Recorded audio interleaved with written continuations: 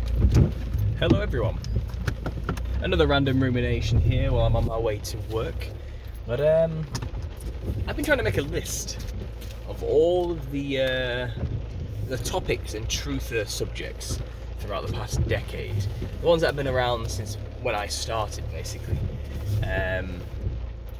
I started this during the build up to the 2012 end of the world type of stuff. I started this by getting into chemtrails and all that type of stuff as well, and one thing led to another, and you end up going down many rabbit holes, and then, a decade later, here I am, type of thing. But what I've been trying to do is make a list, like I said, just going through all these forgotten topics and subjects that truthers, old school truthers might remember and get a bit nostalgic about, like, oh yeah, I remember that when that happened. Do you know what I mean? And I'm still working on the list. I'll probably make a video about it in the future. But while doing that, I ended up doing a mini dip into the whole genetic engineering stuff that was going on, because we were looking through a list of events from just from the past decade online, and CRISPR technology was there about the genetic engineering of the human genome, and more specifically. And I didn't realise this because during this time I was kind of focusing on work and I was out of the loop. But the first genetically modified humans came into existence in 2018 in China. I don't know if you've heard of this. Probably have. Maybe way behind on this one. But nonetheless, this scientist in China did an experimentation on the embryos of twins. I think it's Lulu and Nanu or something like that they were called. And he genetically engineered their genomes to be resistant to HIV because their parents had HIV. And that was it. That's all the headline was on there. The first genetically modified humans have come into existence in 2018. Now I did some digging into this, some scratching, and it turns out this guy who did this scientist, got arrested for it.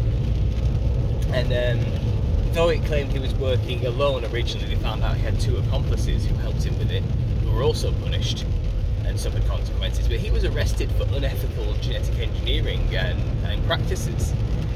What he did was not ethical by any stretch of the imaginations. He intentionally, I think he knowingly allowed the damaged embryos. I think the embryos showed signs of disfigurement or some kind of genetic flaw, and he still went through with the engineering anyway, without any care or regard for the parents or the mother who was carrying the embryos or anything at all. And he's literally compared him to being Nazi level style mad scientists. What he did is just as bad, if not worse, than what some of the Nazis did, and to the Jews and all that sort of, and all the genetic engineering experimentation that was going on then as well. It was completely unethical, and he was in prison, and he actually got released from prison very recently after 3 years. I think in 2022, 21, 22 maybe. And it turns out since he's released from prison, he's at it again.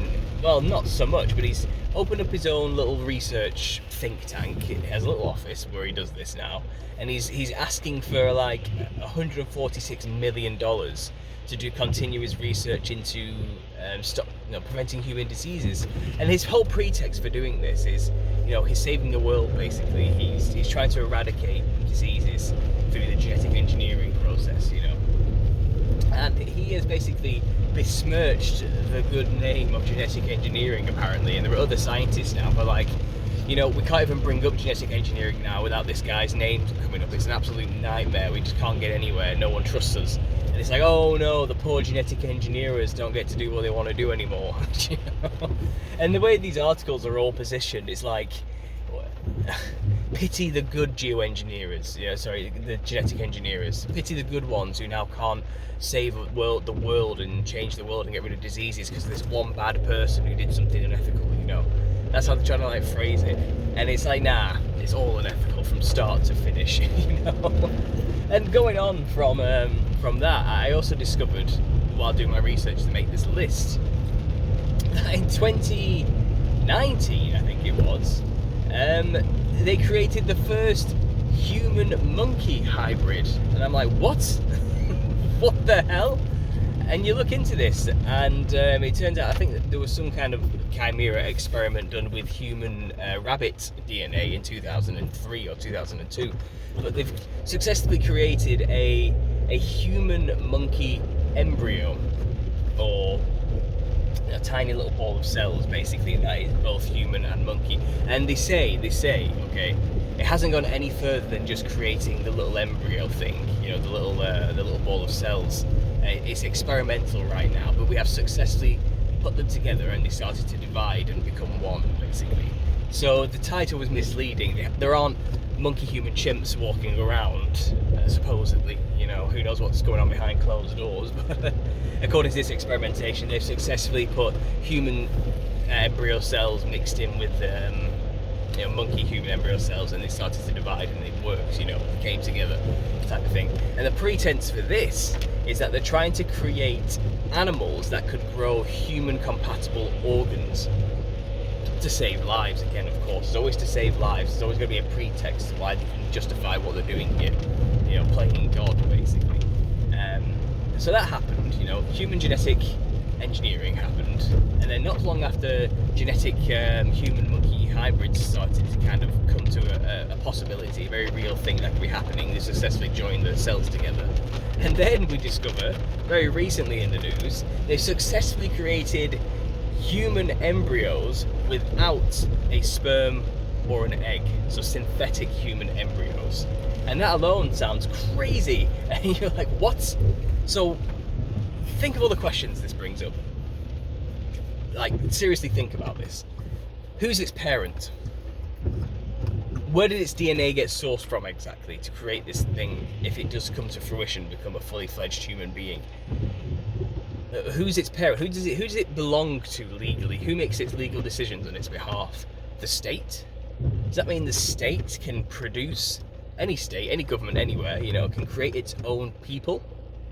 Like, think about that. And these people are just completely created and raised within a system that's fully controlled by the state who owns them, literally paid for them to exist, you know.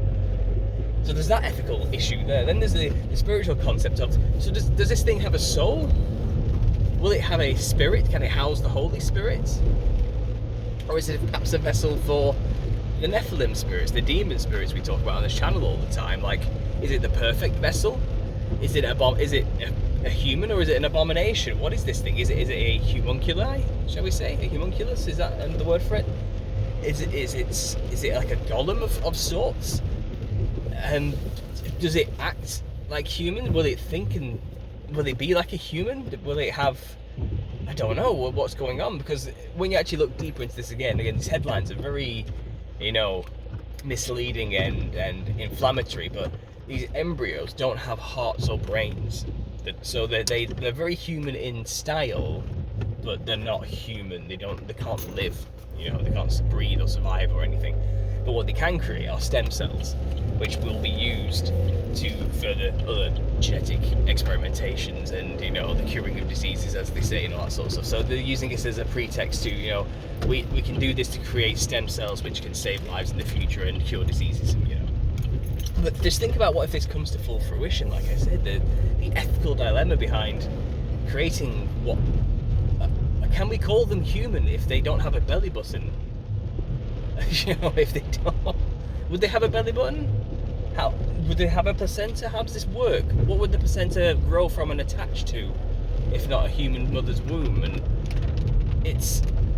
how will it get its nutrients? It's a weird one.